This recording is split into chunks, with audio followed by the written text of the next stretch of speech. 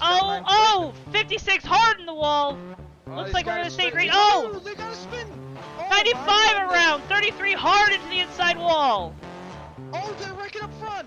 93, Ricky Johnson's around, collects a 30, the 59, the 30, I already said the 30. Oh, They're still wrecking. Oh my God, the 22 of Jason San Diego, damn it. Oh my word. Turn 3 and 4. Side, they fly for turn 3 and 4. That's 66 now. Oh, they're 3 wide. Oh no, who's 3. there? I don't know. They're 3 wide through the tri-oval. Give it to Feld there at the yellow flag.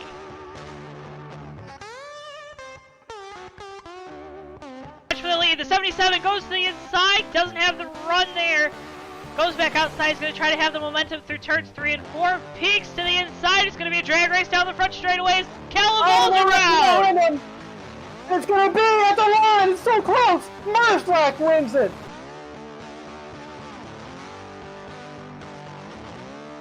Don't think. Oh, he got really close. He's going to look to the inside. Oh, they make contact. Oh my God, Joseph Weaver.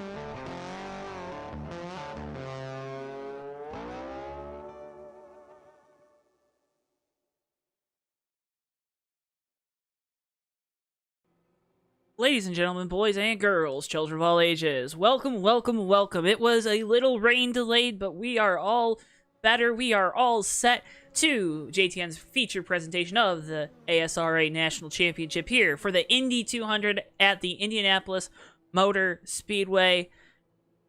As always, I'm your host, JoeTowNetwork. Alongside me tonight, you heard from him Saturday night during duel number 1 in the USRL Red Bull Cup Series, and you're going to hear from him again tonight. It's Mr. Ricky Collette. Welcome to the booth again, Ricky. Hi there, Joe. It's great to be back for another great night of racing here.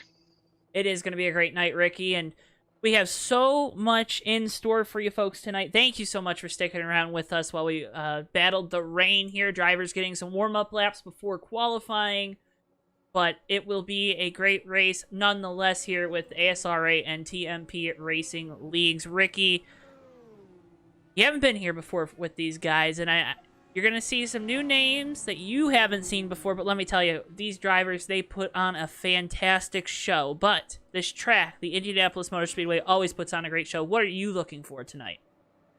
Oh, you know what I'm looking for, Joe? The old IndyCar slingshot. We're here at Indy, and that's how you make passes around this place, Joe. The draft is so heavy here. The cars are going so fast. The only way you're going to get by someone is if you set them up on the straightaway and go shooting around them before they reach a turn. So I'm going to be looking for that tonight. I expect us to see a lot of passing here. Like you said, looks like a very competitive field tonight. Field of 13 right now, maybe 14 as I'm looking at the entry list. Should have a nice concentrated amount of action right here in the field altogether tonight. Yeah, it's going to be a great race. There you see the 21 car. Oh boy, I got to get my roster list out. Blowing up down the back straightaway. I should know these guys' names by now. But here's Dan Rubino, fan favorite in this number 44 machine.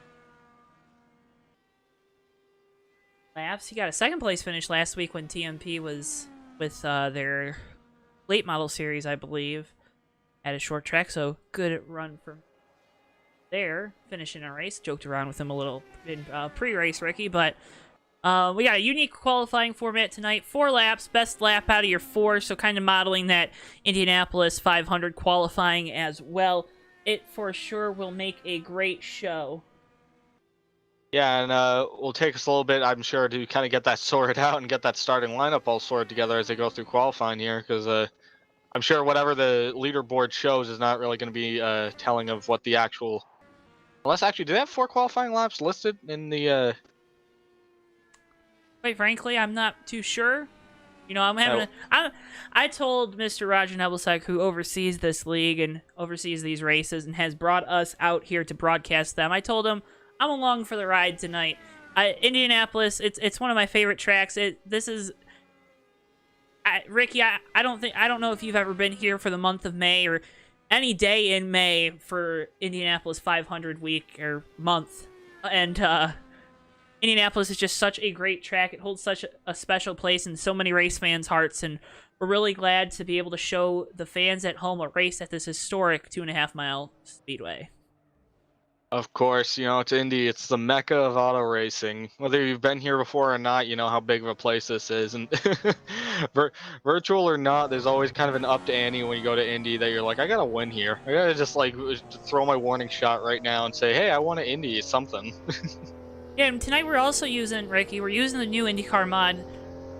It's got, it has the arrow screen on it. There you saw a visor cam. You saw a little drone cam there for a second. But it's got the visor cam, which here with Dan Rubino, and you can see this halo windscreen.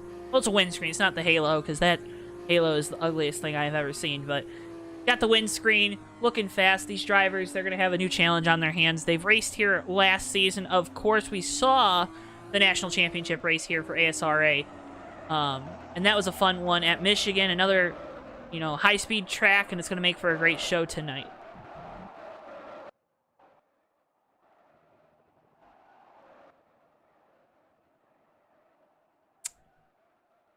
All right, so we're going to be winding down practice here. These guys getting a couple warm-up laps on the, fresh surface after the rain delay. And Ricky, at Indianapolis, it has a history of really putting a lot of wear on man and machine. Why is that? It's a little of everything. These Indy cars go wide open around this place. You wouldn't think handling matters, but then you realize how flat this place is, how much downforce does a lot of the work. So you need those tires to be good. There's a lot of pressure being put, a lot of load that those tires are under when they're going through the turns here, like to an insane degree. So you definitely don't want to hurt your tires in any capacity. You don't want to scuff the wall too much and mess up your steering.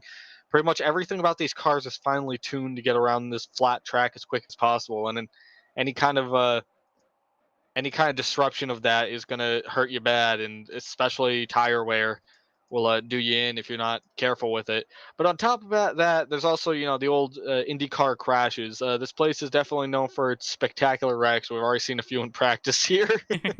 Cars fly through the air. Cars don't usually hit the wall soft here. They usually absolutely kill it every single time. So moderate damage tonight, but that might not be enough to save some of these guys here if we get any considerable incidents. You don't want to go into the wall backwards here at 220 miles an hour. Let's put it like that. Well, and while we're at the start of our broadcast, let's shout out a few of our sponsors, Ricky. The best place to go for all of your racing-related merch, well, it's JoeTow Designs. With handmade designs by yours truly, JoeTow Designs provides you with some great, comfortable wear. I also worked on the JTN merch, so appreciate you guys checking out the JTN merch, as well as checking out all of our all the stuff on JoeTow Designs, and we appreciate that. Use code JTN2 at checkout for 10% off at JoeTow Designs. That's JTN2 at checkout. Link in the description below. Also, make sure, if you haven't already, check out AutoSim. It's the premier sim text-based simulated game. That's autosim.weebly.com to find out more. It's free to download.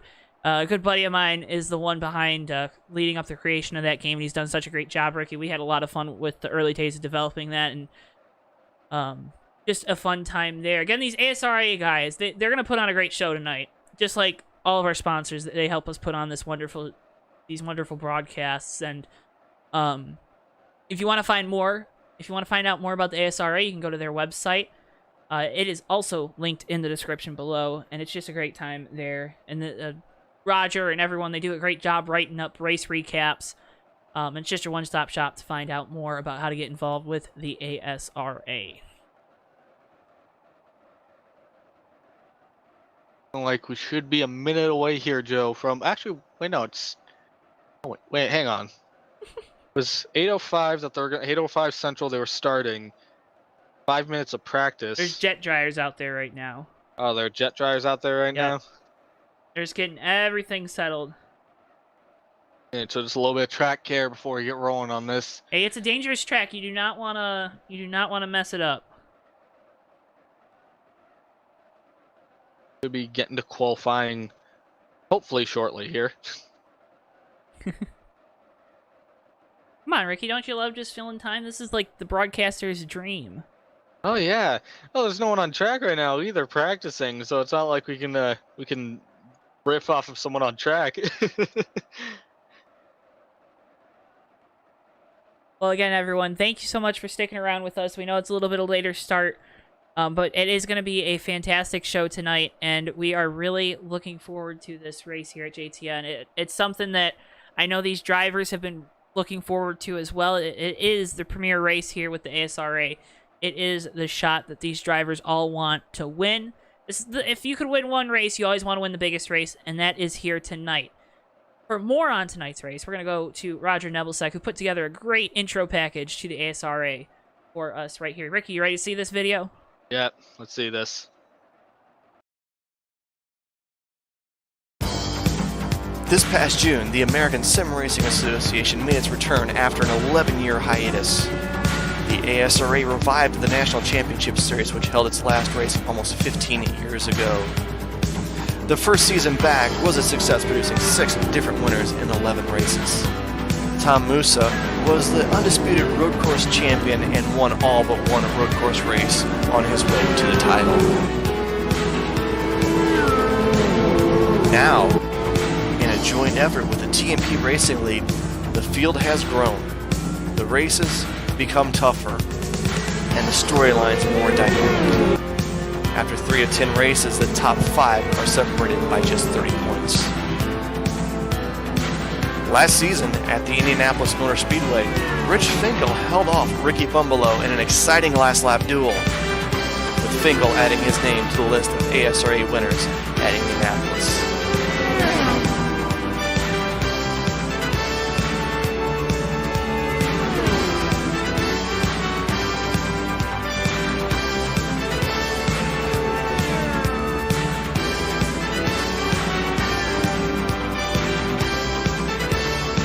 Finkel backed up his Indy triumph by winning at Iowa, the first of 4 oval track races on the schedule. And just 3 weeks ago, the series unveiled a new and improved chassis for 2020, utilizing the new Aero Screen. And now they come to the Brickyard with the unknowns associated with the Aero Screen and speeds over 200 miles an hour. Next to add their name to the list of ASRA winners at Indianapolis. The Indiana 200 is next, live on JTN.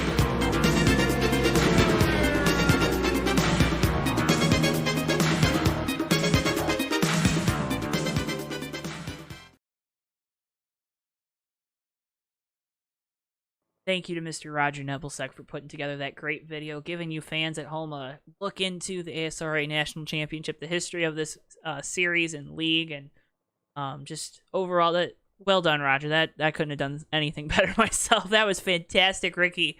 Yeah, that was beautiful. Now that you know a little bit more about tonight, it's your first time out here with these guys. We saw the finish to last year's race. It came down to 2 guys, and that slingshot couldn't. But the story was the leader, Finkel, had it, and he knew how to block that slingshot. Hold off the car behind. What would you be? Would you be looking at that tape from last year, or would you completely throw it out, knowing it's a brand new race? Oh, I would definitely be looking at that tape from last year, because that really shows what happens in the urgent heat of the moment. It gives you an idea how the competitors race when you're kind of down to the wire there. It's, you always got to block your inside in those last few laps there, but you saw that they kept it clean. They kind of all both went hard for it. And it's good to know that in the heat of the moment, you'll see really strong racing like that. No dumping, no anything like that. Just good racing between two competitors. Looking at this right now, Joe, actually, looks like there will be 4 laps for qualifying registered in this session. So when we get this qualifying grid here, we should be able to give you folks a good starting lineup. It's going to be a 3-wide start tonight too, Ricky. So again, another little interesting tidbit and a little more realism here. So it's going to be fun. It's going to be a lot of fun here. And we're, again, so happy you're joining us. Make sure if you haven't already, hit that like button. Hit subscribe if you're not already subscribed to us here at JTN, the JoeTowNetwork. Hey, that's me, Ricky. That's me, JoeTow. Yeah, again, we appreciate y'all so much sticking with us through the little bit of delay that we had at the top of the broadcast. We're going to bring you some great racing action, though. No doubt here at most famous race course in the entire world. Would you agree with that statement, Ricky? Absolutely. It ain't Monza. It ain't Daytona. It ain't even Le Mans. Indianapolis Motor Speedway, the one place everyone wants to win. Could be lined in qualifying. Yep, looks like qualifying's all set here, Joe. We're moving over to happy hour right now, and we should be able to give you starting lineup. Ricky, why don't you take us through that starting lineup? All right, Joe. For tonight's race, starting on pole will be the 41 of Josh Boyer. Starting in second will be the 22 of Dylan Schaffer. In third will be the 78 of Wade Driscoll. In fourth place will be the 92 of Clayton Stokes. Rounding out the top 5 will be the number 4 of Tom Musa. In sixth place will be the 85 of Ricky Bumbalo. In seventh place will be the 51 of Roger Nebelcek, who we just saw that opening intro from.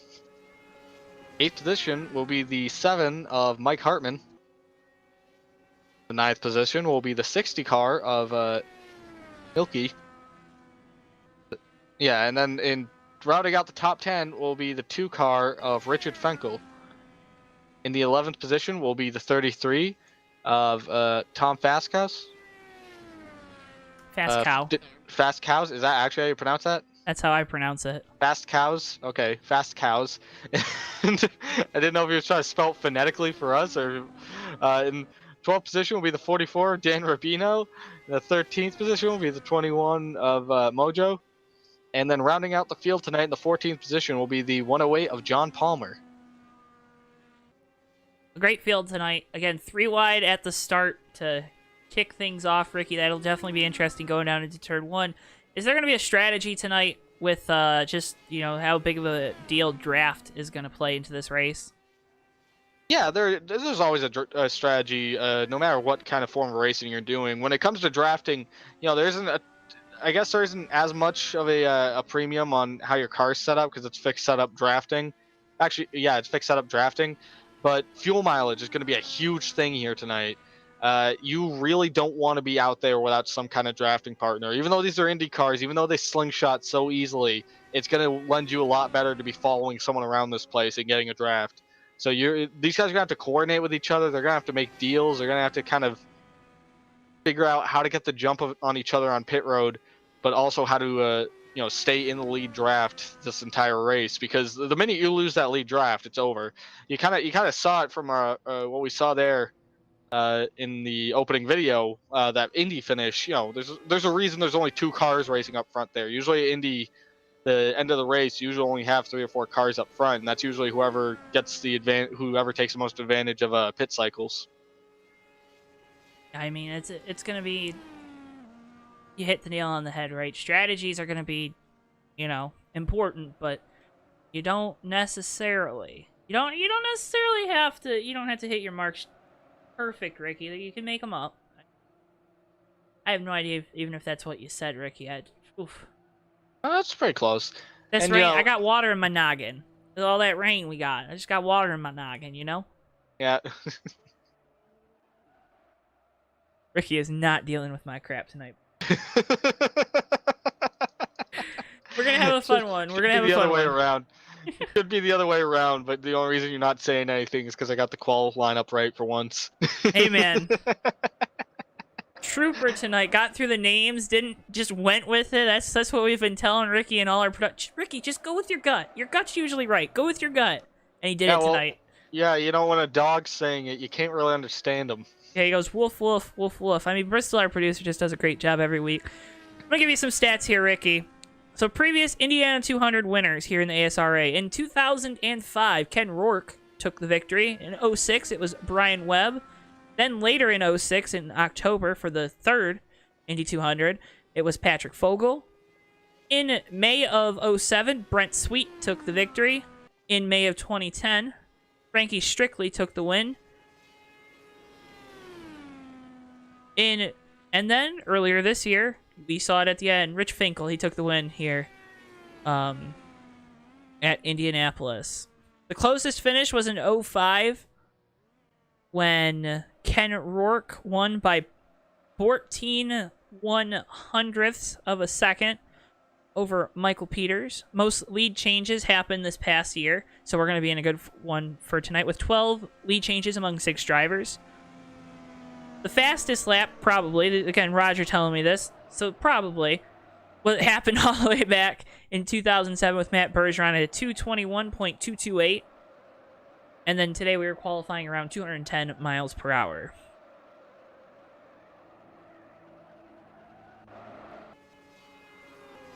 And when we get going here for this race, you'll see it. That speed will actually should pick up. At least straightaway speed should pick up while these guys are running in the draft. Does look like they're running a little slower than the typical 220. It looks like they're. It looks like they'll probably snake that when they're in the draft. Dog Palmer doing a good job using that slingshot there down the back straightaways. We're going to get ready for race here at Indianapolis. Drivers, to your cars.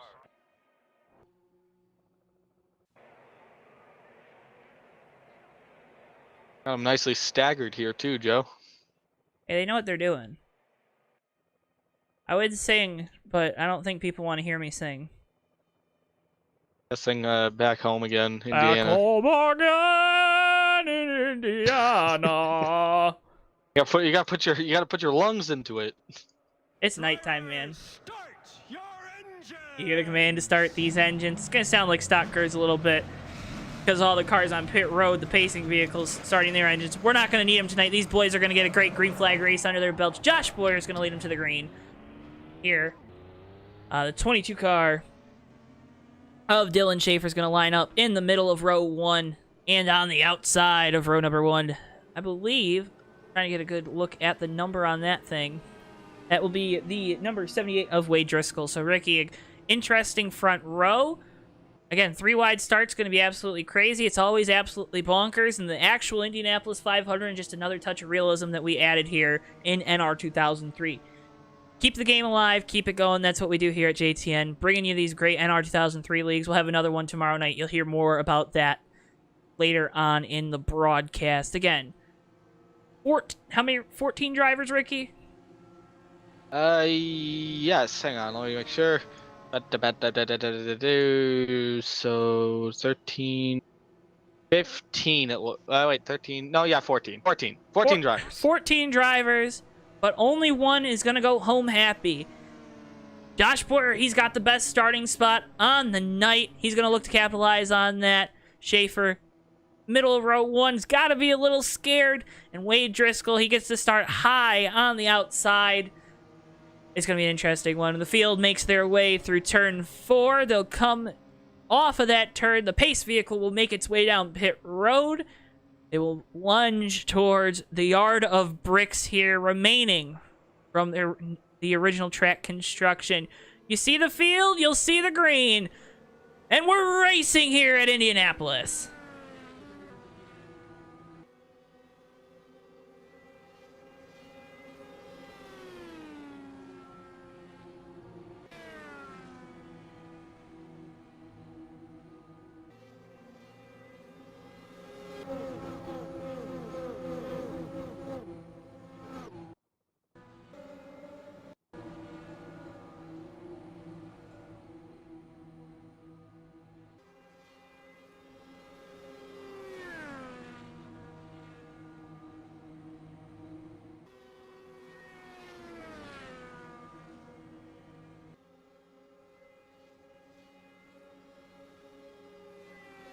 And what a sweet sound that is, Ricky. Josh Boyer leads lap 1 after starting on pole position, his Top Golf number 41 machine.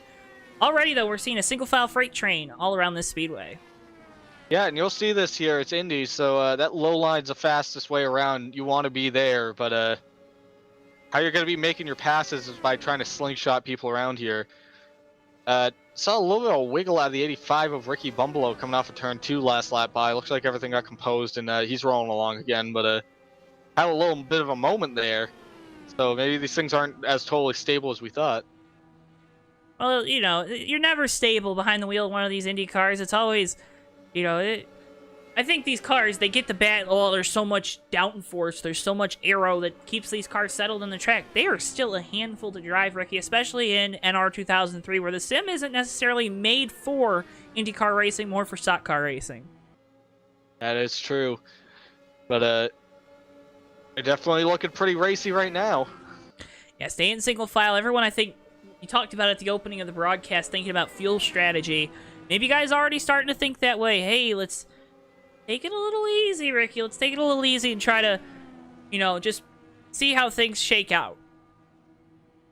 Yeah, it's like a chess match. You kind of just, you got to figure out, and it looks like we're going to have a challenge for the lead here back at 8th. The 7 of Hartman looks to the inside on Nebelcek. He's able to make the pass, but the 33 of Fast Cow's going to try to leapfrog 2 different cars here. Fast Cow to the inside there, going through turn 2. Let's see. Now he's got a car behind him, so that draft might actually help him here from the 44, Dan Rubino. It might help him get a little bit of an advantage here as they come into the turn. You'll see right there, he just kind of makes it on by as they hit center off in the corner. And you want to kind of yaw the car out off the corner, right? Get as much speed as possible, and then you'll see that snake working down the straightaways. Yeah, and just on a 92 of Clayton Stokes get passed for the 4th position by the 85 Ricky Bumbalo. That 92 actually grazed the wall just a little bit off of turn 4 when the 85 made that pass. You made note of it earlier, Ricky, that it's moderate damage tonight, but how much will that really affect that 92 car? It gets in your head. Even if it doesn't do a whole ton for the car, it gets in your head. Because you see those open wheels out, it messes with you when you hit the wall, because you're like, oh no, I must have broken something. So we got another car in the wall. 44 Dan Rubino around it. Oh, he is on his side. He'll settle on all 4 wheels, but that's going to bring out a caution here, Joe. Dan Rubino and that mother's machine there already around here. Early wreck there for the 44. It looks like his car looks okay though, Ricky. Yeah, it doesn't look like he took too bad of a hit for what it was. It was just he got on his side a little bit, and that got pretty treacherous. Almost looked like Rubino came off of turn 3. The car got really tight. He had to kind of chase it up the track, and then it broke loose on him. And when he corrected it, he just kind of had to just start fishtailing on him. And he came up on the track and got collected with the 33 of Fast Cows, which looks like that 33 doesn't have a ton of damage either. That was a really hard hit there for Rubino in the 44. Yeah. But that's going to be a hard thing too, is that with this mod, we're not really sure how much the damage shows either. Right. So it could, it kind of varies. You know, for example, the past few days, what we saw with USRL, the past 2 broadcasts, they ran the truck mod, and then when they ran the new cut mod, those were both moderate damage. You could see that it was a very big difference in how much damage was collected on the vehicle when you hit the wall or something on the cut mod, as opposed to the truck mod. And this could be the case of the opposite. Maybe these cars register less damage, or it's less prominent unless you really destroy the car. So we'll have to keep an eye on that 44 Dan Rubino, see how much that really affects him. I hate to say it, Ricky, but it just looks like car just snapped loose. I mean, it's gonna happen throughout the race. It's gonna happen to other guys too. It's not a issue that's gonna be a singularity with Rubino in this 44. It's a tough track. Again, the way the load works on these cars, it can get a little light coming off the corners. Yeah, it can, and you know, we were kind of talking about earlier with how much downforce there is. It keeps the cars very planted and secure when the tires are gripping up. But as soon as the tires kind of lose grip, it gets treacherous. And when you got a counter steer an Indy car, it's more often than not it's just gonna shoot it hard right back into the wall. So you really got to be careful with these things. That's kind of what we saw with the 44 of Dan Rubino there. He just had a moment, and as soon as the rear tires lost grip, he was trying to save it. You could tell that he was really hanging on to that car for all it was worth, but the rear end just kept snapping around on him before it finally shot him to the right into that outside wall. Josh Boyer's got the lead here. He's going to have the 22 of Dylan Schaefer right behind him, and then the 78 of Driscoll. So top 3 remain unchanged from the start of this race. Pace car lights look like they're off, so we should be going back green flag racing here in just a second. Let's see. Yep. We're going to be going back green. Here we go. 7 laps going to be in the books. Heading to lap 8. Field makes their way down the front straightaway. Green flags back out at Indy.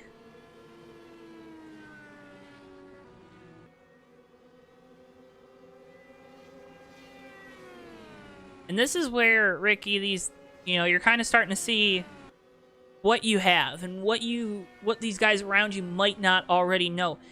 when these races where it's fixed setup, a lot of it comes down to not necessarily driver skill, but driver awareness of the situations that they're in.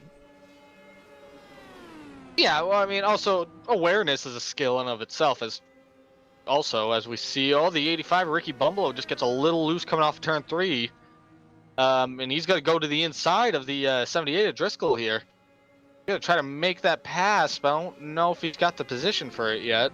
Got just the tips of the front wing inside. Driscoll goes high there, but he's gonna carry the momentum off of turn 1. All right, and they'll stay single file there. We got a little bit of a wad back here, Joe. Looks like everyone just straightened it out. But just to the 85's around. Oh, big wreck. Driscoll up and over. Now spinning like a top. Now on his top. Roger Nebelsack into the inside wall as well. Hard hit. Oh, boy. Oh, and that's going to bring out our second caution. Looks like the 78 of Wade Driscoll's done, Joe. It indeed looks that way, Ricky. That is unfortunate.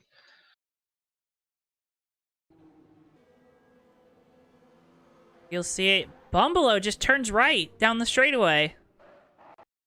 Yeah, well, you can kind of see it right before, when they come off turn 2, Joe, you can see Bumbleow's kind of staying to the inside, trying to take a very inside line as opposed to Driscoll. You can see it because he's so low on the track there. Usually you'd taper up towards the wall, but I think he was cranking it so hard to keep down low that the car just upset itself. And you could see it kind of wiggle and then start pulling to the left, and then he went to recover it, and then it just spun right around on him.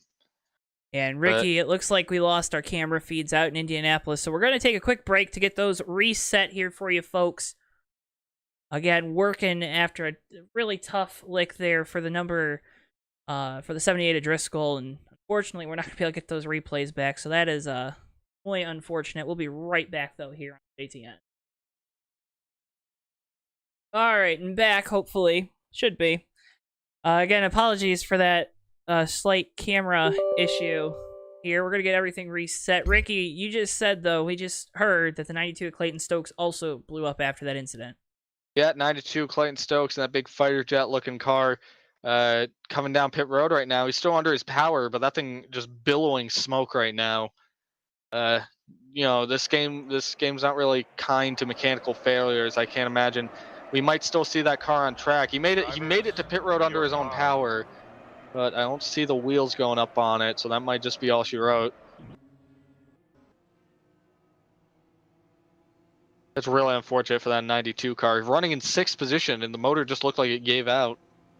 And just terrible luck. I mean, he was up towards the front. He slipped back under that last caution. Then you get it to the back of the pack, and there's nothing you can do when a big wreck like that happens right in front of you.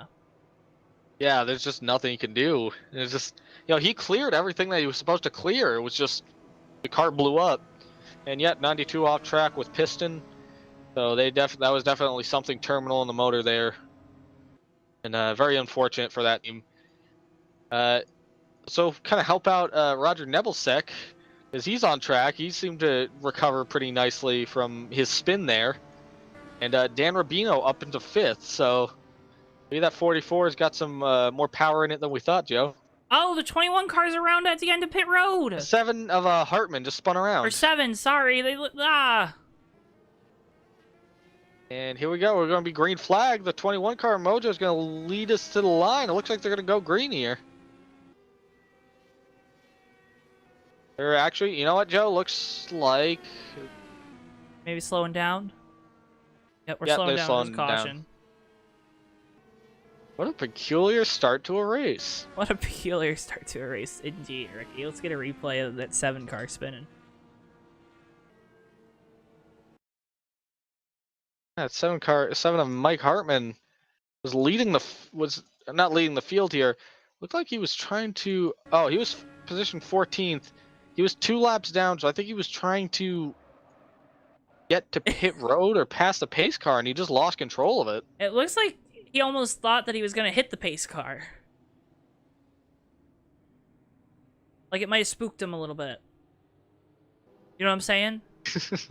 I don't know if it would have been it's- that. He might have been trying to go past the pace car. Maybe he didn't realize it was one to go. I'm not really sure what happened there, but they're coming back around here, Joe. Actually, no, pace car is on track. Oh, this is gonna be it's gonna be tricky. The pace car is in turn 3. They're on the straightaway right now, I think. I'm gonna have to catch that pace car. Yeah, it's gonna be a bit. Oh, well, what a peculiar start to a race. Yeah. That sums it up. Yeah. We got cameras crashing, we got cars crashing. It's Indy. You know, they say this place is cursed. Who says that? The ghosts. Oof.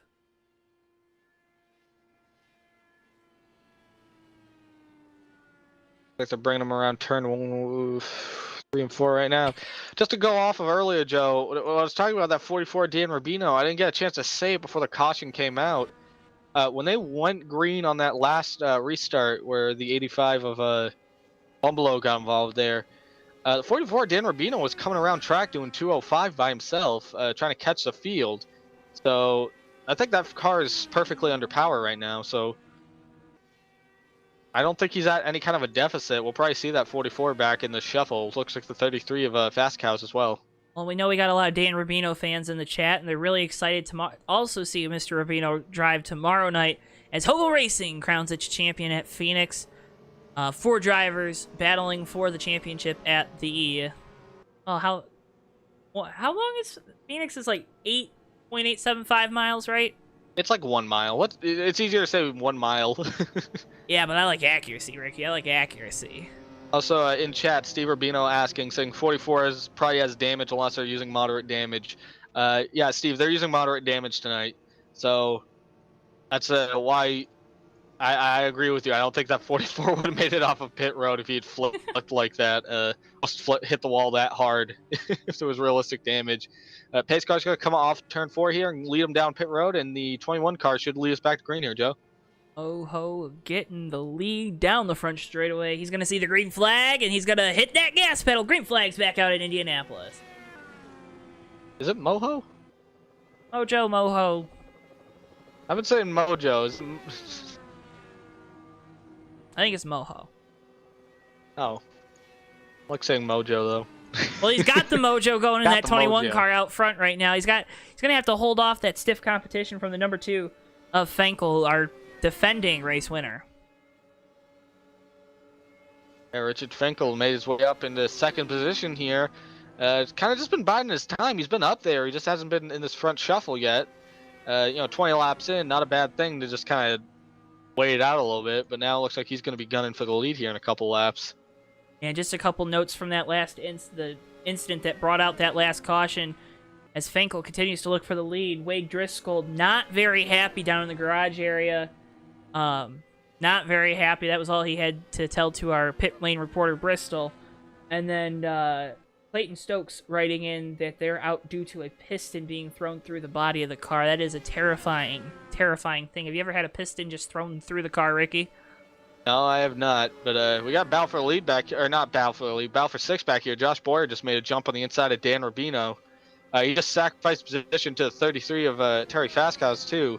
While we're discussing that, it looks like the 22 of Schaefer is going to make a charge on him as well. Yeah, Schaefer thinks better of it, tucks back in line, going to try to get some more momentum down the front straightaway to try to make a move down into turn 1. Exactly as I said it, he does. Oh, Schaefer. Richard Finkel takes the lead. Oh boy, Schaefer to the inside though for this is 7th. We'll get you that battle for the lead. We'll get you a replay of that in just a second as Schaefer takes the position. And Finkel takes lead off through turn 1. Yeah, Joe, that was a very unexpected. Richard Finkel got a huge run coming off turn 4, and just snuck his way to the inside of that 21, and he just absolutely motored by him when they got to turn 1 and 2. And here you'll see it down the front straightaway. It looks like that 21 car gets a little loose coming off turn 4. That allows the 2 car to get to the inside down the front straightaway, and he's just going to have all the momentum and the preferred line. Dives it deep down into turn 1 and makes the pass for the lead in that number 2 Ford. Josh Boyer marching his way up through the field here, passes the 33 on the inside for 4th position, hits the apron a little bit. Oh, they get close. He gets 33. Fastcows gets close to the 22 of Schaefer. They clear it. Schaefer clears the 33 with Boyer. That 41's coming, Joe. I mean, he was the fastest in qualifying, Ricky. I wouldn't be surprised if that 41, they maybe put a little more horsepower in it, sacrificed a little bit of that fuel efficiency. Yeah, and he's got a pretty good drafting partner right now with Dylan Schaefer. It looks like they've just been charging together this whole time. If they can keep that up, that might help him here. As you see up front, Richard Finkel kind of diving to the inside, kind of trying to cut off the draft of this front pack a little bit here. These guys are going to keep running fast speeds, but this second pack's running faster than those guys right now. If they can catch the wind off that third guy in line, then this 41 of Josh Burrow will be setting pretty shortly here. And, you know, you're going to see the Indianapolis Snake all night long as the lead car will go to the bottom, go to the top, trying to break the draft down these long straightaways. As now that 21 car of Moho going to the outside, trying to make it work, gets back in line, though, off turn 4. Yeah, and you can really tell that 2-car Richard Finkel's won here before. He's doing a really interesting strategy. You can see he'll take the inside line coming into these turns, and he'll take it on the straightaways too. Sometimes when that 21 Moho gets a good run, because he knows that the 21, it's going to be a lot harder for the 21 to pass him on the outside than it will be on the inside. If he can beat him, if the 2 can beat the 21 through the center of the corner, then the 2's just going to keep that lead. So. Not a bad idea to let the second place guy have that high line and make him put in more work to try to pass you.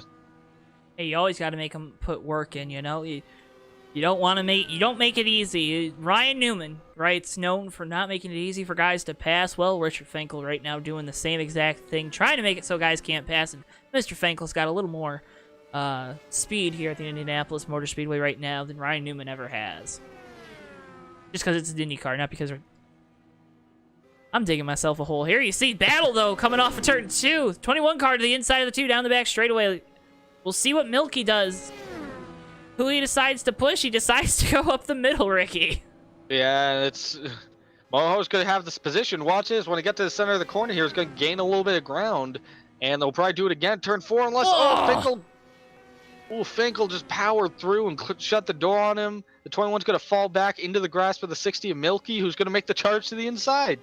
Yeah, the 21 car of Moho says, okay, you know what, Milky, you go try to pass them, and then I'll try to pass you back if we can get to the inside, so move Milky up to the second place position. And Joe, these front 3 cars are running about 209, 210 coming into the turns here. The guy, they're getting pretty good speed here, but this second pack's running like 5 to 8 miles an hour faster than them going around here. This pack of 4 behind them, led by Josh Boyer. 5. These guys are doing maybe 15 in the turns. The second pack's doing about 220. So this second pack's closing pretty quickly. They're doing a good job. I mean, why did they get so far back at the start, Ricky? Was it just all the shuffling they were doing? All the shuffling. There was a lot of racing there. You kind of saw the 33 Terry Fastcows and the 44 Dan Rubino were in that front shuffle. Rubino now back in 10th, and Fastcows now back in 8th.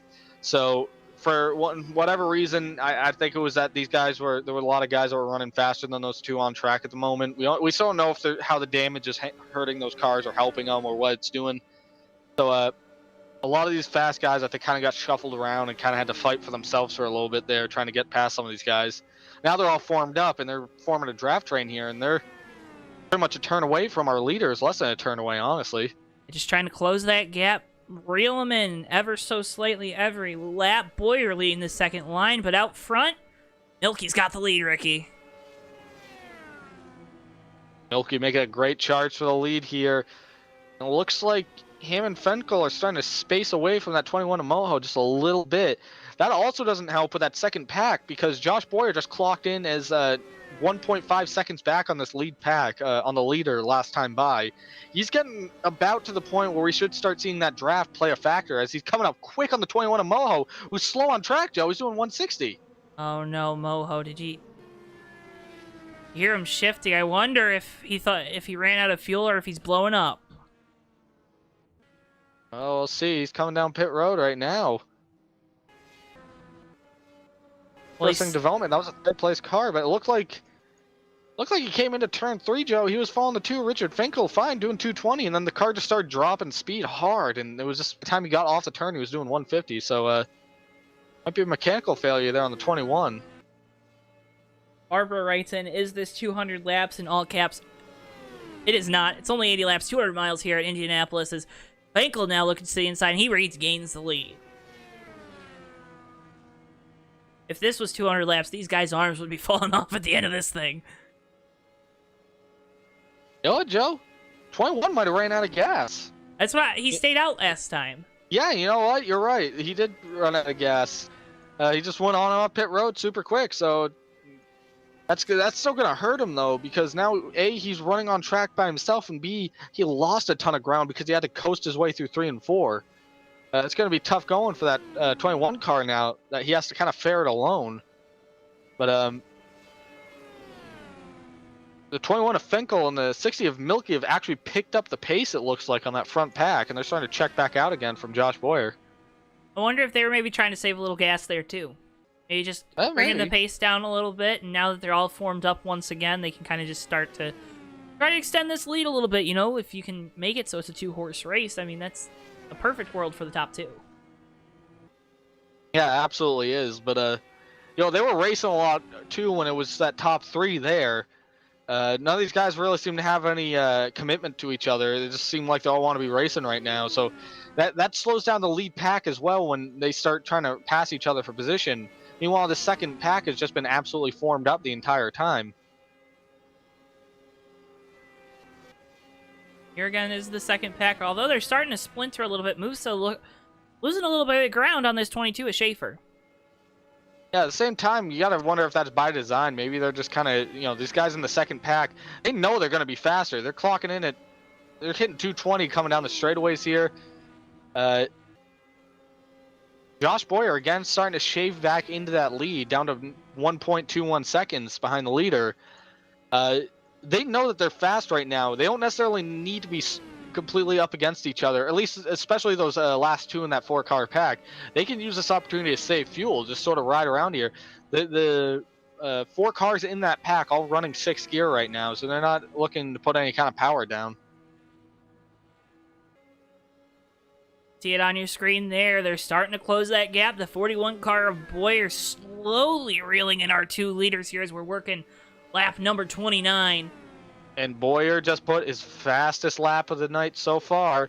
He's definitely coming here. He just clocked 221 going down the straightaway. You saw it. They're less than 3/4 of a second behind him. They're moving, Ricky. You can just see it on the screen. That gap getting smaller and smaller and smaller as we're working these laps and coming in on green flag pit stops, mind you. Yeah, and the problem is here, when Josh Boyer gets to these front 2 guys, does he try passing them, or does he just wait here and kind of sort of bide his time until pit stops? Because he's basically done what they wanted to do. They caught the lead pack as he now kind of pulls up behind him. He's looking, but he's really not going to be able to do a whole ton unless these 2 start racing up front. All he could do is really try to pass the 60 of Milky. Schaefer got really tight off of turn 1. Is this going to hurt that 108 in the 4 car? You see Dog Palmer and Musa starting to fall back a little bit. Are they going to... You know, is this going to hurt them catching these top 2? Maybe they're going to splinter off and be the guys falling off the pace? Looks like Milky... Not at the moment, I would say. Oh, yeah, Milky coming to pit road, it looks like. And, oh, he is going to push that hard, and he just blew through that. Let's see where that pit speed comes out. I think it's 65 here, right? Your guess is as good as mine. Oh, pit road speed is 70 miles an hour. Oh, so he's good. Yeah, Richard Finkel, he came in doing like 90, so we'll see how that comes out to. But it looked like Milky went a little conservative there getting on pit road, and that might actually hurt him coming off. But if Finkel is caught speeding here at the beginning, I mean, it was going to hurt him no matter what because he wouldn't come out with a drafting partner. Yeah, that would, but it's tricky. I think Milky was just come down pit road as no one comes down pit road this time by. It looks like this front 4 pack of Josh Boyer, Dylan Schaefer, the 4 of Musa, and Dog Palmer will stay on track here. But you see Finkel there in turn 1. Well, these leaders should have a little bit more fuel too, Ricky. They came down under that last caution where those top 2, top 3 did not. Yeah, so what these guys just have to do is they got to log laps. Milky's not super far behind Finkel. Finkel's not going to have any kind of draft advantage, so 60 might be able to draft back up to the 2, actually. And that should help them kind of keep their lap times up here while they wait for the second pack to pit.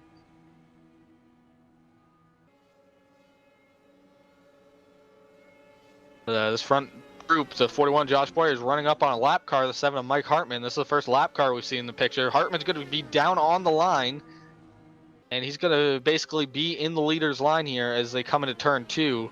We'll see if he moves down the back stretch here or if Boyer's got enough of a run to make that pass. And Hartman a few laps down too, right, Ricky? Yeah. And you'll see it. Look at Josh Boyer's going to go to the inside. Is he not? No, he's not. But Hartman's not going to let him have it. Hartman's defending that. Hey, he's trying to make a pass on Dan Rubino there for position. He does it. Yeah, and Rubino's going to get leapfrogged. Rubino in Dan the wall. Rubino just scuffs the wall a little bit. They're going to get by him here. Mike Hartman gets to hold his ground. Right now, that 7 car, Mike Hartman's actually scored in the 6th position, last car on the lead lap. So if there's a caution right now, that 7 cashes out big. That's probably why Mike Hartman's racing so hard, these leaders. So he knows that if he can kind of fight through this, then he'll be sitting pretty. Well, these leaders too, Ricky, do you think maybe they just want to stay behind the 7 since he's got the pace to keep up with them? You know, that's not a bad idea, honestly. You might see it. Josh Boyer's kind of dropped back a little bit. Maybe he's kind of seen that the 7 really wants to lead the pack. But the 41, Josh Boyer's hitting right now. Ooh, he's going to send that in there. They look like they all make it to pit road, though. This will be an interesting shuffle here, because now here comes Richard Finkel and Milky in the 60. So those two are drafting with each other right now. So they are running pretty consistently competitive times right now. So they've probably stemmed the bleeding a little bit from what that second pack did to them when they had to pit. But where they actually end up, we'll have to kind of wait and see here as Josh Boyer actually overshoots his pit stall, Joe. And that's going to lose him a couple spots here. We saw him really aggressive, though, coming down to pit road. So we'll have to see where these leaders cycle out with the cars that had to pit early due to them staying out under that last yellow. Here they come off pit road. He's going to have that inside, it looks like Dylan Schaefer in the 22 was nice about it. Yeah. We won't see that later on in the race. Absolutely not. It's a land grab on that pit road, but I think right now they probably all understand, that top 3 or 4 understand that the most important thing they got to do right now is just stick together and keep that speed up. See, the 2, Richard Finkel, coming off turn 2 right now. They're going to be coming up quick on these leaders. Is Finkel going to make it? I don't know if he's going to be able to get to that lead, though. Musa goes up a little bit to block. You can kind of siphon off that momentum there, those cars, when they're coming. You kind of stay out in front of that little bit of bubble. It looks like it's going to be Josh Boyer's lead here as this pit cycle concludes. It looks like they'll level out here, and now they're... Look at this. 1, 2, 3, 4, 5, 6 cars all shoved together in a pack. Would you thunk it? I would have thunk it. With the way these guys keep racing, they definitely all are running very similar lap times. If they're working together, they've been working together so well this whole race. The lot of them that I figured that they probably would all shrink back together. The 60 of Milky and the 108 of Dog Palmer dropping back a little bit though, so we'll see if they can suck back up to that draft. Oh, Boyer down on the rumble strips. Yeah, oof, you don't want to do that a lot. And they're going to be coming up in the 44 Dan Rubino as well in a really inconvenient spot. The 41's going to have to go low. We'll see what the 22 does here. If follows him. Going to follow him. And now, does Dan Rubino fall in line with these guys, or does he let them by? That's going to be the next point. The 44 is a lap down right now, so he really doesn't have a horse in this race. It looks like he'll let them by, but this will hurt Richard Frenkel, the 60 and the 108. It's splintered this top group, and now it's splintered 3 and 3. Yeah, but it might slow. They might rejoin again because the 41's coming up on Mike Hartman in the 7. They're the same position. Hartman on the lead lap, trying to race for his lap right now. Well, Boyer pushing the issue. Boyer pushed the issue there to try to get by the 7. He knows that 22 is Schaefer, wants the lead in those Simon Pagenaud colors. Yeah, Schaefer's been doing a great job pushing Boyer this whole time. You got to think he's putting some trust in him too, that he thinks that 22 is a good drafting partner. And the 7 of Mike Hartman's going to fall in line here, about 3 in line. 10th place, 1 lap down. So important to note, because it looks like he'll kind of blend into this pack right now. And what a crazy cycle of pit stops, Ricky. when we knew that these guys they were going to splinter off into their two different strategies, right? We had guys that stayed out, guys that decided to come down pit road under that last yellow. So we had that splintering of the pit cycle, but now we've kind of shaken out, and it looks like these guys that pitted late, they not only were able to stay out longer and they'll be able to push the fuel window later on to make that last stop later on in this race, but they also now have the track position. Yeah, absolutely. It's worked out very well for this front group, and it will be interesting to see what the 2 and the 60 do to combat that. They'll just, if we go green this whole thing, they're gonna have to kind of function on an alternative pit cycle to these leaders and hope that that works out. But that's kind of all dependent on what we see, what a fuel run is, if how many more stops they need to make it to the end here compared to the leaders as they come across the line for lap 40. You're gonna have the halfway point in this race next time by. Well, we had all the rain earlier on, and I really didn't know if we were gonna make it to halfway in this race, and it looks like we're gonna do it. Boyer still your leader, coming down the back straightaway. Boyer's gonna take the inside here just to kind of break the draft a little bit on that 22 Dylan Schaefer. Snaky. Yeah, snaky. It's the name of the game here. Is you gotta snake him a little bit. That 7 of Mike Hartman's still pretty racy. Honestly, he probably just needs a caution to get back on that lead lap, and he would be with this front group. But as of right now, he gets right up on the back of the 22 of Schaefer. Hartman really trying to push the issue here. I mean, he's trying. He wants to get that lap back the hard way. That's always a great thing when you're a racer, to go back, take your lap. Yeah, Joe, I don't know if you could bump draft with spoilers, but they might have just did it there. Or with these big front spoilers, these cars. I think you can. With the way the game physics work, at least, where it's like kind of a box. You probably can. But that 2 car, you can look, she just made a pass on the inside of the 4 of Musa for the 3rd position. And Musa's going to settle in right there in between the 2 and the 60. That 2 of Fenkel's still coming. We'll see how hard of a fight that 7 puts up. Keeps that 2 behind him. Right now, it really does look like he's kind of trying to push the point on the 22 of Schaefer to try to help him with that pass. Maybe see if he can kind of manipulate it to get in front of these guys again. Oh, Milky all the way down close to the grass there through turn 2, trying to make a pass on Musa for 4th.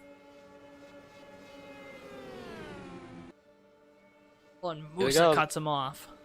Fenkel goes to the inside, the 7 of Hartman. He's going to have that position. He's going to get him big time in the center off here. They're side by side going into 4. 2's making a look to the inside of the 41, and he's not going to have the momentum for it. It looks like these lead cars are starting to pass that 7 of Mike Hartman. This is that 22 of Dylan Schaefer's going to have to go at some point soon, because that 2 of Richard Fenkel's like rearing down on him. Well, Fenkel probably able to save a little bit of gas, too, here, running behind these guys, Ricky. Yeah, absolutely.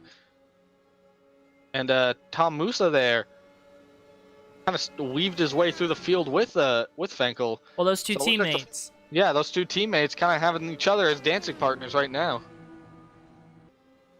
Looking in chat right now, Sean Whitehill says, bump drafting in open wheel cars, 4 out of 5 dentists do not recommend it, and I would agree, Sean. But I guess the one dentist was the only one that showed up tonight because that worked. Musa now trying to get to be the 4th car in line, trying to pass that left down car of Hartman. Hartman, though, again, like you said, Ricky, if he can get a caution, we have lucky dogs here tonight, so if he can get a caution, and then get the wave around, get back on the lead lap, that 7 car definitely has some pace. Yeah, and you know, it's easy to kind of look at a lap car and be like, oh, why they're racing these guys? Like they just want to stay as close to that front guy as possible. Mike Hartman's doing exactly what he needs to do here. Try to fall in line, follow this leader around the track. It's the leader laps cars. Well, then that 7's going to lap him as well, and he's going to stay consistently the last car on the first car a lap down. So he'll be in that lucky dog position, as you see Tom Musa going to the inside of him here. Musa really aggressive there. It looked like the car got a little squirrely on him on that entrance. He's going to be to the inside. He's going to have a big push from Milky. That should help that 4 car finally get by the 7 of Hartman. Yeah, and it looks like as he's got to get by Hartman, the only one left that hasn't made the pass on the 7 is the one away to Dog Palmer. I imagine that's going to come in a few laps here. If not, if the 7 can't fall in line, it looks like he might have to settle in here. But That 7 basically now can just follow this lead pack. It's probably a little better back here because if something happens with these leaders, then he can avoid it as well. As you see the 22 of Dylan Schaefer going all the way down the track to follow Josh Boyer just to keep that draft rolling. Schaefer really wants this lead. We're seeing he's got pace in that car. It's hard to pass. Boyer so fast here. Milky made an aggressive move, turn 2 there under the 4 Musa. Sorry I cut you off. You're good. That was crazy. Happening. That was aggressive. He's down under that white line there.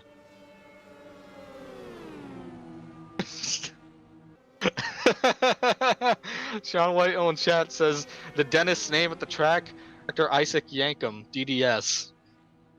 The wrestler. Here's again, Dylan Schaefer just following Josh Boyer. He's just making sure he keeps that momentum up because the more he does that, the more that he's going to close the gap on that 41. And he wants to stay right there in case anything happens to that 41 as well. Well, what could happen to that 41, Ricky? He's out front. Oh, yeah, we've seen guys. We've seen the 41 himself do it a few times. These guys are getting it. These guys are getting those left side tires right under that right under that white line. Excuse me, right in that little piece of asphalt in between the white line and the rumble strips. And you don't want to go any lower than that because that's bad news bears if you hit that rumble strip. Yeah, and we saw the 41 to Josh Boyer actually hit that a little bit earlier while I was leading, and he almost lost the lead because of it. Yeah, the car will go. Brr, and we got 2 brr. cars on. Got 2 cars on pit road right now. The 33 Terry Fastcows and the 21 of Moho. Both came down, looks like, for green flag pit stops. The 9th and 8th position, respectively. They were both on the lead lap still, so we'll see where they cycle through.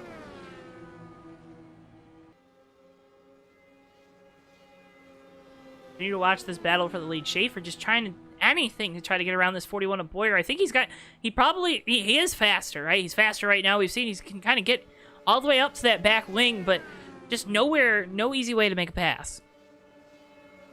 Yeah, and that's kind of the name of the game here at Indy. It's really easy to get to someone, but passing them is a whole different thing. You gotta really make sure your slingshot set up perfectly. So it usually takes a bunch of laps of just sort of getting your time, waiting for that one moment where the leader leaves a door open. And right now, Dylan Schaefer looks like, honestly, he might be just snaking down behind the 41 here to keep that draft up, to keep the second place car. As Richard Finkel starts dropping back, the 60 of Milky made a hard charge at him. The 22 of Schaefer's right on the back bumper of that 41 of Josh Boyer coming down the straightaway here. The 60 of Milky's going to look to the inside. Well, They're all going to take it down to the pit wall. Milky has been in a take no prisoners attitude this entire race. He's got Musa to his outside. Musa trying to make a pass the hard way, going down through turns 1 and 2. And Terry Fastcow's back down on pit road. Must have had a penalty of some sort, Joe. Unfortunate for that 33 car. Here comes the 60 of Milky coming to the inside of Tom Musa here. Musa has got the 7 of Dan Hartman helping him. That's kind of why he's holding his ground a little better, but you see he's starting to drop back here. You can only hold that high line for so long before these guys start passing. Palmer now looking to the inside of Musa for 4th. Look at Palmer go. Now Hartman is actually pushing Musa down the straightaway here past Doug Palmer. He's pushing him, Joe. He's pushing him. He's pushing him. You can't do that. Yeah, 1 out of 10. Dennis recommend it. I think it would be 2 out of 10 because it was 4 out of 5. 2 out of 10. Oh yeah, you would be right. 2 out of 10. So Come on, Sean, get your fractions right. Names. This is an educational program. 4 out of 3. 4 out of 3. Dennis recommend you don't bump draft here. We got a big wad of cars here. You see Doug Palmer now just getting ahead of the 4 of Musa, who has been just getting actually pushed by the 7 of Mike Hartman here the entire time. They finally fall together, but now the 60 has some drafting help behind him. Does that help him, Joe, to catch the 22 of Dylan Schaefer here? I don't know. Like, that 22 of Schaefer is just so quick. I honestly think that 22 is probably the best car out here right now. I think Boyer's just doing a really good job of being able to just kind of hold the momentum behind him. You know, he's kind of riding on that cushion of air from that pack. You gotta surf the waves, man. You gotta surf the air.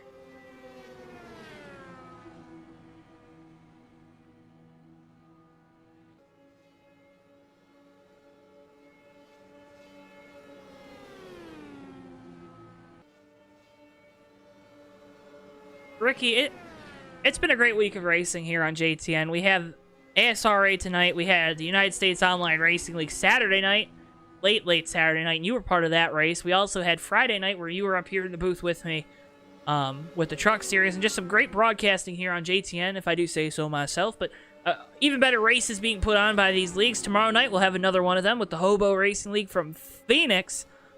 Coverage starts at 8:50 p.m. as Milky coming to pit road. Yeah, Joe, it looks like the 44 Dan Rubino slow on track. He was running full speed by himself and then just started losing speed. We'll see if that 44 ran out of fuel or if he just has a engine issue. 60 of Milky and the 2 of Fenkel come back down pit road. I don't know if we're within their window, are they, Joe? I do not believe so. I do not believe so because they pit around lap 30 or so. It is now lap 54. That would mean they're about 24 or so laps on a tank of gas, a tank of Speedway race fuel, and I don't know. I think these leaders are going to be okay though. They pit around lap 40, so they should be good. Whoever in chat just said "Mommy Milky's," you're grounded. Go sit in the corner.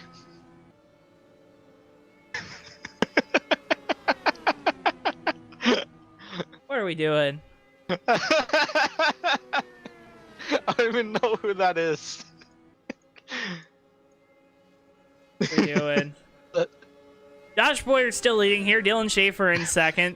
Third place, it's Tom Musa holding off Dog Palmer in the 108 car, who currently runs fourth. Mike Hartman a lap down here at the tail end of this pack. We're closing in on the final pit stops for these leaders. We might have seen the final pit stops for the number 60 and the number 2 cars. We'll have to check in on that as the race plays out. They're coming up on Roger Nebelsack here, trying to put him a lap down in that number 51 machine, who had a hard lick to the inside wall on lap number 8. Yeah, Nebelsack hasn't been doing too bad in terms of single car speed. He hasn't had the position back since that happened, as these guys come up to him. That should help Josh Boyer a little bit, to at least kind of gap these guys just to get that draft, unless, because Nebelsack's not going to race him. It looks like he's just going to let him on by. Well, Roger's a class act, man. He's going to let these guys go. I mean, he puts on this league, puts on a great show. He's going to let him go. Yeah, he's definitely going to tag out when he knows that the car's not going to be competitive with him. I'm surprised he still has a car. Yeah.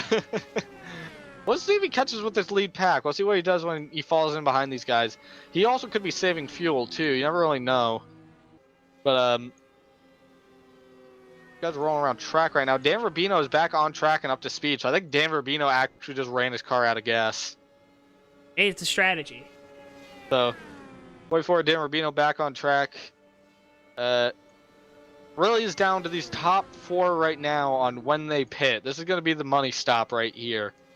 They really got to make sure they do not speed. As they're slowing down right now, Josh Boyer is going to slow down and lead this pack to that pit road. Boyer. Oh, we got contact! Spin. Oh, and there's a big pileup at the entrance of pit road, Joe. And we're still That's green. not going to bring out a caution either. That's off the racing surface. Oh, wait, no, we do have a yellow.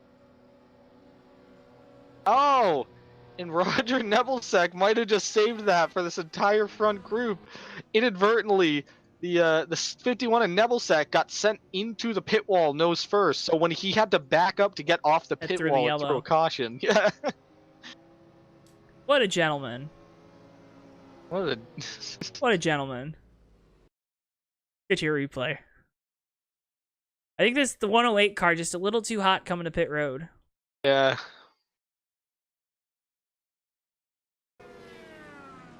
You'll see Musa. He gets down there really hot. Yeah, the 108 gets in a little hot. Yeah. Gets the back wheel of Musa. Oof. Funny enough, because I think the 41 of Boyer was actually pretty good coming down pit road as well. Like he didn't overshoot it. He very clearly made it down to pit speed. But yeah, they all pile together here. But yeah, Roger Nebelsack at the 51, nowhere to go. He had to back up there because he was basically pinned into that outside wall, and it just threw the yellow. Here you'll see the onboard with Nebelsack. Again, moderate damage. That really didn't do anything for anybody, damage-wise. But Milky and Richard Frenkel might have just cashed in right there. they're back on this pit cycle now. Milky down on pit road right now getting gas. So they're now as good to the end as the rest of these guys. We'll see where they cycle through here, but I don't even know if they were down a lap. They might have been down a lap. Let's see. Actually, I think they were on the lead lap. They had gone by the leaders because they had pitted. Leaders had pitted, and they just kind of rolled by them here. So front group, Richard Finkel in the 60 car might actually have just found their way back into the pit strategy of everyone else.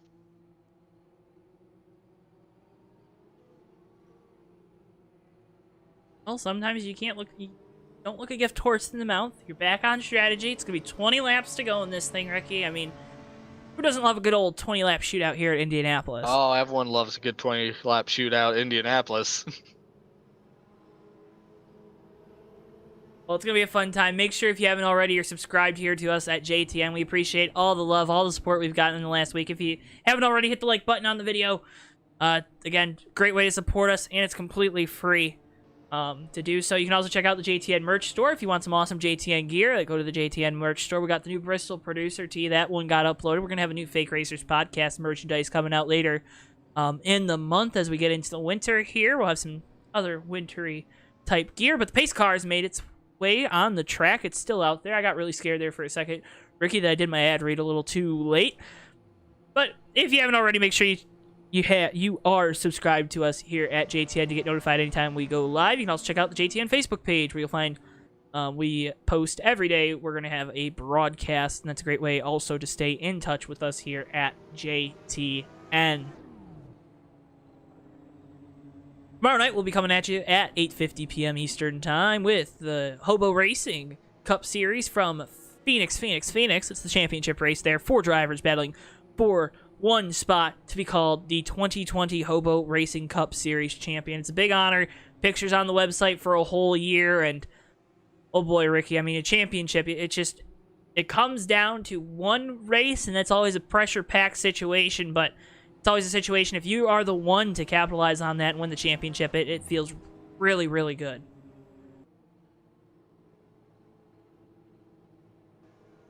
That's right, Ricky wouldn't know anything about winning a championship. I forgot. Ouch. I'm such a good boss. Looks like we're one to go here, Joe. We are one to go. Yeah, it's a good one-lap shootout. And Richard Finkel made his way back to the lead after all this. So I don't know if Finkel pitted, though. Well, he didn't pit. So he's got the lead. Maybe thinks he's saved enough fuel. We'll see. Milky pit. He came down the same lap as him, so as Finkel. But Finkel, he's going to be out in the lead. It's going to be the first time that Boyer in a while hasn't been in the lead controlling. And Finkel's going to control his second restart. He's got a big gap on Boyer here to start this thing off. Well, we're not going back green this time. We're not going back green.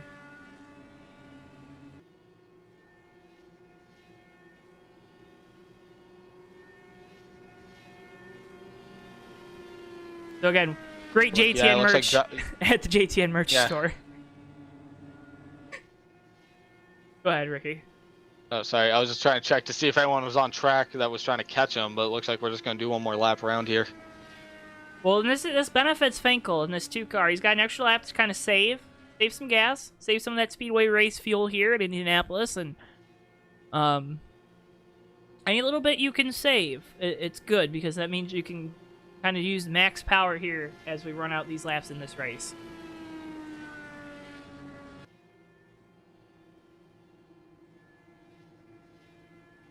So we reset you like this. Finkel, Boyer, Schaefer. I believe Nebelsek's still a lap down, right, Ricky? Yes. Let me just make sure on that. Roger Nebelsek is in 8th. He is 1 lap down, yes. So he's that correct. 4th car in line. Musa in 4th, right behind him, lining up 5th. Then you got the 108 of Dog Palmer. Pascal in the 33. This is, again, our lineup. 21 of Moho. 60 of Milky. Hartman, who's back on the lead lap after that caution. You got a little jumbled up there. They're coming to the green. Green flag's back out at Indianapolis.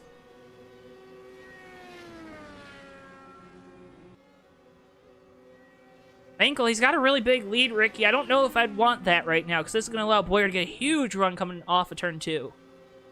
Yeah, the problem is when Boyer gets there, what can he do with it? So we kind of just gonna have to track him back down. Actually, yeah, look at that. Boyer makes a charge to the inside. I jinxed it. Freaking announcer jinx. The old JTN jinx. Oh, Boyer, don't hit the grass. But the 2-car looks like will fall into that 3rd spot there, right in front of Roger Nebelsack, who is the 8th car on track. As Nebelsack makes a big wiggle off of turn 4, that's gonna let the 4 of Tom Musa just get on by him here.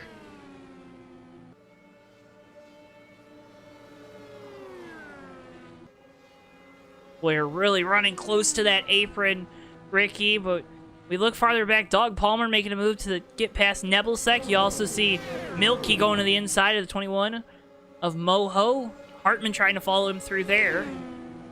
Yeah, and remember, Milky was out with, this is interesting, a tale of two strategies. Milky was out with Fenkel there on track, and the 60 pitted and the 2 didn't. The 60 is making his way back up through the field right now. He is on even fuel strategy with the rest of these guys up front, with the exception of the 2.